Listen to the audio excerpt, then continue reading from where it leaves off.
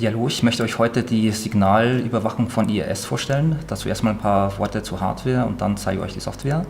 Wir haben da mehrere Module. Zum einen das FlexRio-Modul für die PXI-Plattform von National Instruments und zum anderen diese kleine schwarze Box, auch mit einer NI-Hardware, mit dem NI-SOM, aber eben ohne PXI-Plattform und dementsprechend ein bisschen kompakter und schöner zu handhaben. Die Module gibt es in zwei Ausführungen, zum einen 16 Kanäle und 1 Megasample, zum anderen 48 Kanäle und 125 Kilosample pro Kanal. Und die Box gibt es mit 128 Kanälen und 125 Kilosample pro Kanal, wobei man das umstellen kann auf 16 Kanäle und 1 Megasample, falls einem das andere zu langsam ist.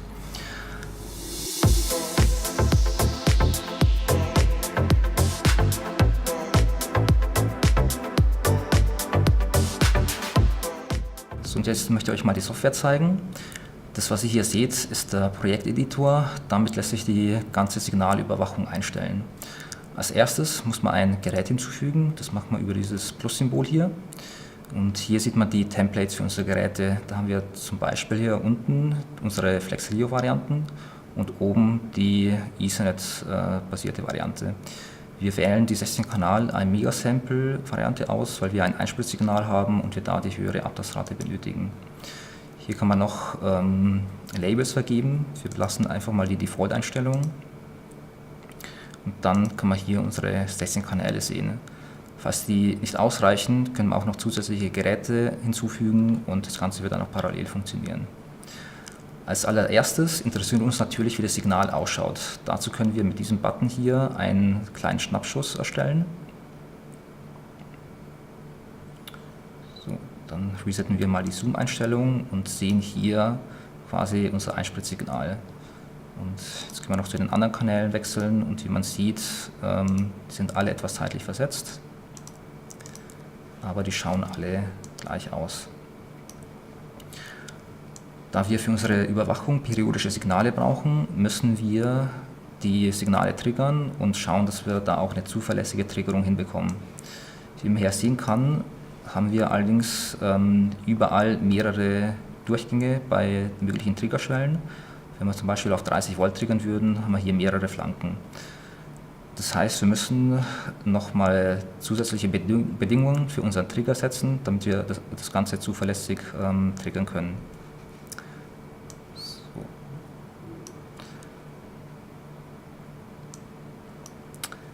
So, stellen wir erstmal 30 Volt ein als Triggerschwelle und schauen uns mal an, wie das Ganze so ausschauen würde. Dazu können wir diesen Button verwenden und kriegen unsere Signale getriggert und die Perioden überlagert. Wie man sieht, funktioniert es nicht so toll. Das heißt, wir müssen jetzt mit den zusätzlichen Bedingungen dafür sorgen, dass das Ganze quasi pro Periode nur einmal triggert. Dazu haben wir das sogenannte Rearming und damit können wir festlegen, dass der Trigger erst nach einer bestimmten Bedingung aktiv ist und danach inaktiv, solange die Bedingung wieder erfüllt wird. Wir können zum Beispiel hier unten eine Zeit einstellen, dass die Spannung erstmal zwischen zwei Grenzen sein muss für eine bestimmte Zeit und der Trigger erst dann aktiv wird. Also zum Beispiel zwischen -1 Volt und 1 Volt. Das Ganze zum Beispiel für 2 Millisekunden. So, wenn ich das Ganze jetzt nochmal getriggert aufnehme,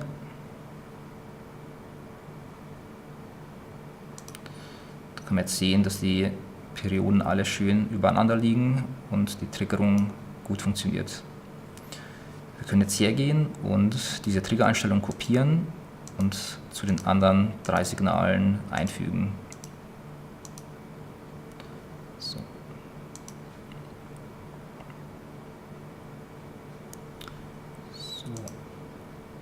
Wie wir sehen, haben wir jetzt quasi bei allen 4 Einspritzungen ein schönes getriggertes Signal.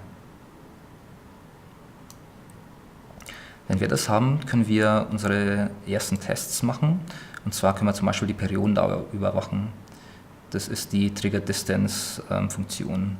Unser Signal hat 40 Millisekunden Periodendauer. Das heißt, wir können zum Beispiel zwischen 39,9 und 40,1 Millisekunde als Grenzen setzen. Um zu sehen, ob das Ganze vernünftig ist, haben wir die Möglichkeit, einen kurzen Testlauf zu machen. Das ist der dritte Button, den man braucht.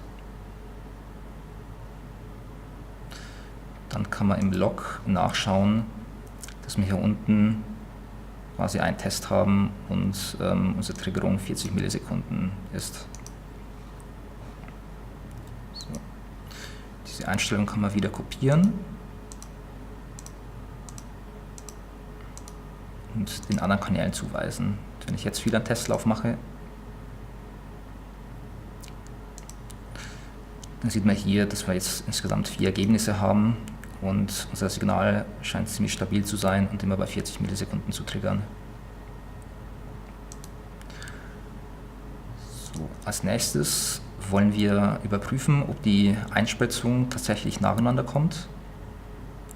Wenn wir uns das ungetriggerte Signal nochmal anschauen, dann sieht man, dass hier das offensichtlich eins nach dem anderen kommt und der Abstand zwischen den Signalen, wir sind hier ungefähr bei 20 Millisekunden, beim nächsten Kanal sind wir hier bei 25 Millisekunden, also scheint der Abstand so an die 5 Millisekunden zu sein. Das heißt, wir können hier beim Trigger nochmal einen Referenztrigger mit angeben. Dazu nehmen wir den ersten Kanal und haben jetzt hier nochmal die Möglichkeit, eine Zeit anzugeben, die überwacht werden soll. Da das 5 Millisekunden sind, geben wir 4,9 Millisekunden und 5,1 Millisekunden ein. Machen wieder einen kleinen Testlauf. Und wie man sieht, haben wir hier unseren neuen Test. Und der Abstand beträgt 5 Millisekunden und 2 Mikrosekunden. So, diese Einstellung können wir wieder kopieren. Oh. Natürlich kopieren, jetzt habe ich das Ganze mit den alten überschrieben. Also nochmal neu einstellen. So, dann kann man das kopieren und einfügen. So, die Einstellungen passen aber nicht so ganz, weil es jetzt 9,9 sind und 10,1 bei dem einen. Und beim letzten, das Ganze ist dann 14 Millisekunden, 14,9 und 15,1. So. Jetzt machen wir nochmal einen kleinen Testlauf. Und jetzt haben wir insgesamt 7 Überprüfungen, die wir machen. 4-mal die Periodendauer und dann von 3 Signalen jeweils den Abstand zum ersten Signal. So. Nachdem wir die Trigger eingestellt haben, können wir jetzt anfangen und Spannung überwachen. Jetzt schauen wir uns zum Beispiel hier oben die Spannung an. Da würde ich jetzt gerne überprüfen, dass das Signal nicht über die 67 und nicht unter die 63 Volt fällt. Dazu erstellen wir ein neues Windows-Set, nennen es zum Beispiel Injection. Und weisen es dem Kanal zu.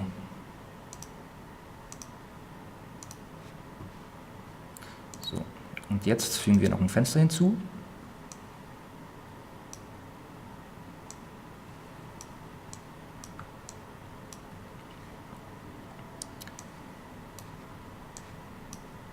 Und legen die Grenzen fest. So, das ist zum Beispiel 0,2.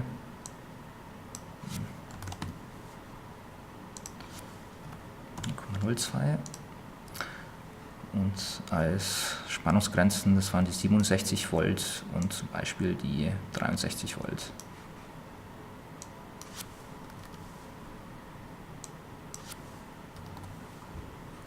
So.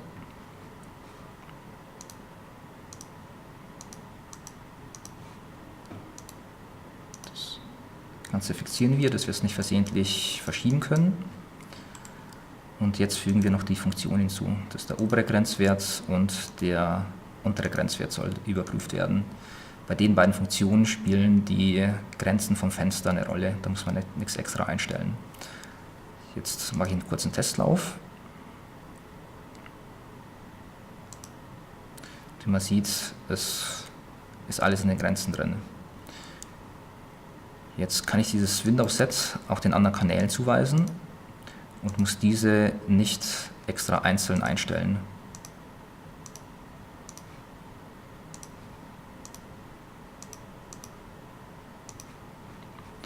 Jetzt machen wir nochmal einen Testlauf, um zu sehen, ob die anderen Kanäle auch fehlerfrei durchlaufen.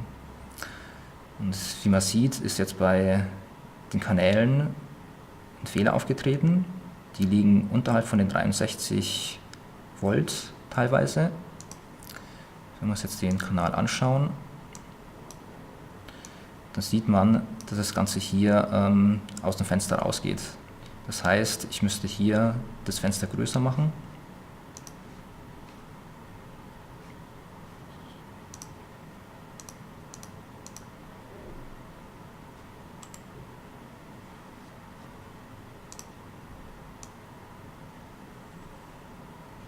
Zum Beispiel auf die 61 Volt.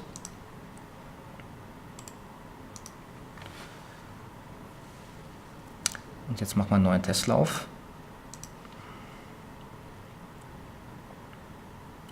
Wie wir sehen, ist diesmal alles in den Limits drin.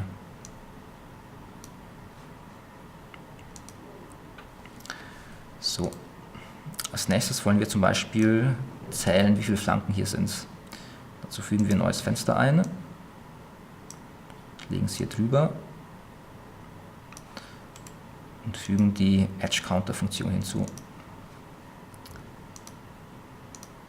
So. Das heißt, wir haben insgesamt 8 Flanken. Dementsprechend können wir bei beiden Grenzen den gleichen Wert eintragen.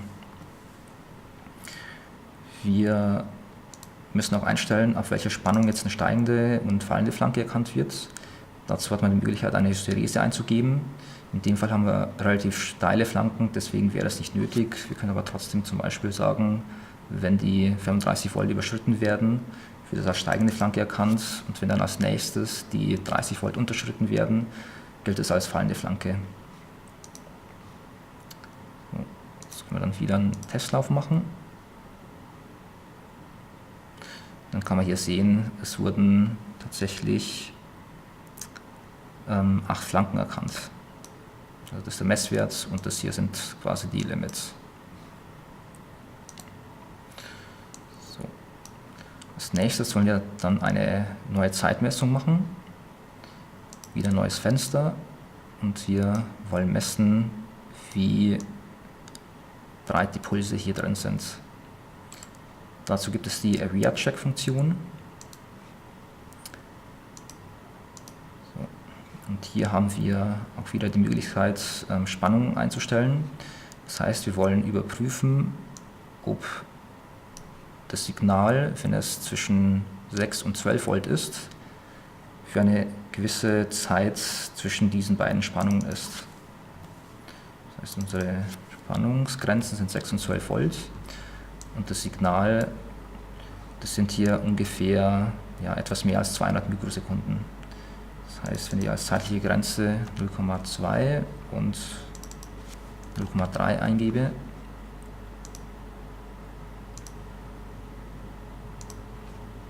dann sollte die Prüfung ohne Fehler durchlaufen. Und jetzt haben wir hier unsere Messung. Also bei diesem einen Kanal waren das zum Beispiel 235 Mikrosekunden. Wir können im gleichen Fenster auch mehrere Funktionen benutzen. Das heißt, wir können hier auch zum Beispiel den Duty Cycle messen. Und der sollte so in etwa 50% sein.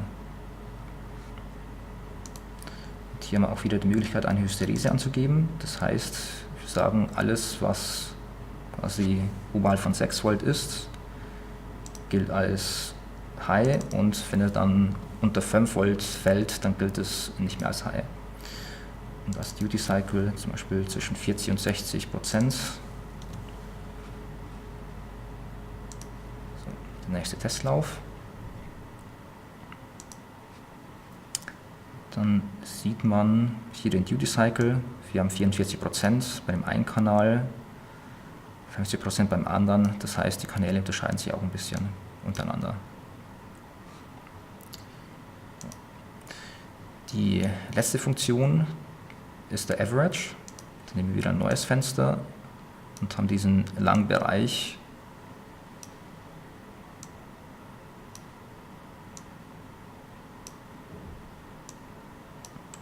Da testen wir zum einen auf das Upper und Lower Limit, dass wir keine Spikes haben, die oben drüber gehen. Und zusätzlich auch noch den Average. Das sollte so ziemlich bei 0 sein. Das müssen wir jetzt wieder per Hand einstellen. Da sagen wir minus 0,2 und 0,2 als Grenzen. Jetzt schauen wir uns an, wie das Ganze ausschaut. So, wir haben hier den Average und man sieht, der ist relativ nah bei 0. Und hier auch wieder und hier auch wieder.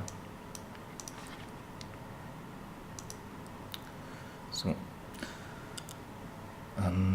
Wie man sieht, haben wir jetzt 4 Signale eingerichtet, um sie zu überwachen, haben insgesamt 39 Funktionen und das Ganze passiert lückenlos und bei jeder Periode. So, und damit hätten wir jetzt unsere Muttersteuerung konfiguriert und das Ganze wird halt einfach so im Hintergrund laufen. Ich hoffe, ich konnte euch einen kleinen Überblick geben, wie die Software funktioniert und wie man sie bedient. Falls ihr noch Fragen habt, könnt ihr euch gern bei ERS melden und wir stehen euch jederzeit zur Verfügung. Auf Wiederschauen.